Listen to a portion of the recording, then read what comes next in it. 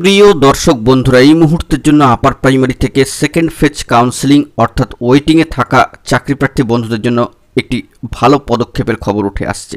এই মুহূর্তে দাঁড়িয়ে আজকে আগস্ট মাসের শুরুতেই আজকে 4 তারিখে ভীষণ জরুরি একটি সংবাদ আপডেট, তাই কোনো ইন্ট্রো না দিয়ে মূল খবরে প্রবেশ করে যাচ্ছি। ভিডিওটিকে শেষ পর্যন্ত দেখে নেবেন, চ্যানেলটিকে সাবস্ক্রাইব করে সঙ্গে থাকবেন। চলুন কথাবার্তা না বাড়িয়ে মূল টপিকে ফোকাস করে যাবতীয় বিষয়টিকে জেনে নেওয়ার চেষ্টা করি। তো কার্যত আজকে 4 তারিখ 4/8/2024 তারিখ এবং এই মুহূর্তে দাঁড়িয়ে দ্বিতীয় কাউন্সেলিং বিষয় উঠে আসছে একটি ভালো পদক্ষেপের খবর। এবার আপনারা হয়তো জিজ্ঞাসা করতেই পারেন যে সেকেন্ড ফেজ কাউন্সেলিং বা ওয়েটিং চাকরিপ্রার্থী বন্ধুদের জন্য কি ভালো পদক্ষেপটি নেওয়া হলো। তো এই বিষয়ে আপনাদেরকে জানিয়ে রাখি, জয়নিংয়ের অপেক্ষায় যারা বসে আছেন তাদের জন্য যেমন পশ্চিমবঙ্গ আপার প্রাইমারি চাকরিপ্রার্থী মঞ্চ উদ্যোগ গ্রহণ করেন এবং বিভিন্ন স্টেপ নেন, তেমনইভাবে সেকেন্ড ফেজ কাউন্সেলিং বা দ্বিতীয় কাউন্সেলিং অর্থাৎ ওয়েটিং বন্ধুদের জন্য, ওয়েটিং চাকরিপ্রার্থী যারা রয়েছেন ওয়েটিংয়ের ক্ষেত্রে ওয়েটিং লিস্টে রয়েছেন তাদের জন্য কিন্তু বিভিন্ন পদক্ষেপ গ্রহণ করেন পশ্চিমবঙ্গ আপার প্রাইমারি চাকরিপ্রার্থী মঞ্চ। তো সেই দিক থেকে সম্মানীয় স্কুল সার্ভিস কমিশনের সম্মানীয় চেয়ারম্যান সাহেবের সাথে পশ্চিমবঙ্গ আপার প্রাইমারি চাকরিপ্রার্থী মঞ্চের গুরুত্বপূর্ণ সদস্যরা কিন্তু ইতিমধ্যেই সাক্ষাৎকার পর্ব, একটি দীর্ঘ সাক্ষাৎকার পর্ব সেরেছেন। ভেরিফাইড গ্রুপে তারা কিন্তু বার্তা দিয়েছেন। তো সেই দিক থেকে উঠে আসছে বিশেষ 2-3টি স্টেপের কথা।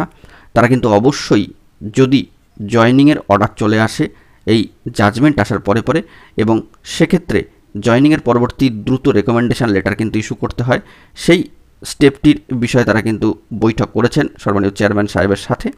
এবং এর পাশাপাশি তারা কিন্তু অপেক্ষমান তালিকায় যারা রয়েছেন অর্থাৎ যারা ওয়েট লিস্টেড, যারা সেকেন্ড ফেজ কাউন্সেলিংয়ের অপেক্ষায় রয়েছেন তারাও কিন্তু লিস্টেড, তবে ওয়েট লিস্টেড হয়ে রয়েছেন। তারা চাইছেন যত দ্রুত সম্ভব এই নোটিফিকেশান যাতে আনা যায় সেকেন্ড ফেজ কাউন্সেলিংয়ের, সেই বিষয়ে কিন্তু তারা সাক্ষাৎকার পর্ব সেরেছেন। তো এই দিক থেকে পশ্চিমবঙ্গ আপার প্রাইমারি চাকরিপ্রার্থী মঞ্চকে কৃতজ্ঞতা কিন্তু জানাতেই হচ্ছে, কারণ তারা এই ধরনের উদ্যোগ এর আগেও নিয়েছেন, বর্তমানে খুব রিসেন্ট উদ্যোগ নিয়েছেন। এক্ষেত্রে কী হয়, এর একটা পজিটিভ কিন্তু এফেক্ট পড়ে অবশ্যই নিয়োগের ক্ষেত্রে। মহামান্য কলকাতা হাইকোর্টের ডিভিশন বেঞ্চে 11 নম্বর কোর্টে ম্যাট কেসের হিয়ারিং পর্ব ইতিমধ্যেই সমাপ্ত হয়েছে এবং সেখান থেকে অর্ডার আসার কিন্তু অপেক্ষা। 3 সপ্তাহ মধ্যে যদি অর্ডার চলে আসে বা 3 সপ্তাহ নাগাদ বা আগে পরের সময়ের মধ্যে, তবে তার পরে কিন্তু বেশ কিছু স্টেপ থাকে। যদি এই নিয়োগ সংক্রান্ত বিষয়ে সদর্থক ও পজিটিভভাবে জাজমেন্টে অর্ডার চলে আসে তবেই কিন্তু তার পরে দ্রুত রেকমেন্ডেশন লেটার ইস্যু করতে হবে এবং সেকেন্ড ফেজ কাউন্সেলিং যাতে দ্রুত শুরু হয় যারা অপেক্ষমান তালিকায় রয়েছেন তাদের জন্য কিন্তু বিশেষ উদ্যোগ নিয়ে, একটি ভালো পদক্ষেপ নিয়ে কিন্তু বৈঠক, দীর্ঘ সাক্ষাৎকার পর্ব সেরেছেন পশ্চিমবঙ্গ আপার প্রাইমারি চাকরিপ্রার্থী মঞ্চের গুরুত্বপূর্ণ সদস্যরা।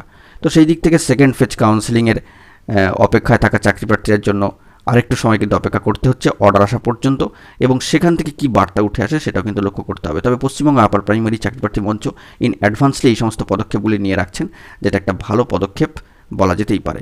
তো সেই দিক থেকে দাঁড়িয়ে আপাতত এই খবর আপডেটটি উঠে আসছে সংক্ষিপ্ত আকারে, যা আপনাদের মাঝখানে তুলে ধরার চেষ্টা করলাম। ওয়েটিং বন্ধুরা লিস্টেড হয়েও কিন্তু ওয়েটিংয়ে রয়ে গিয়েছেন, তাদেরকে আরও কিছুটা সময় অপেক্ষা করতে হচ্ছে। তবে হয়তো এবার সেই সুদিন আসার পালা, কিছুটা সময়ের অপেক্ষা, অর্ডার এলেই সবটাই কিন্তু স্পষ্ট হবে। এখন এটুকুই, সকলে ভালো থাকবেন, সাবস্ক্রাইব করে সঙ্গে থাকবেন। ধন্যবাদ।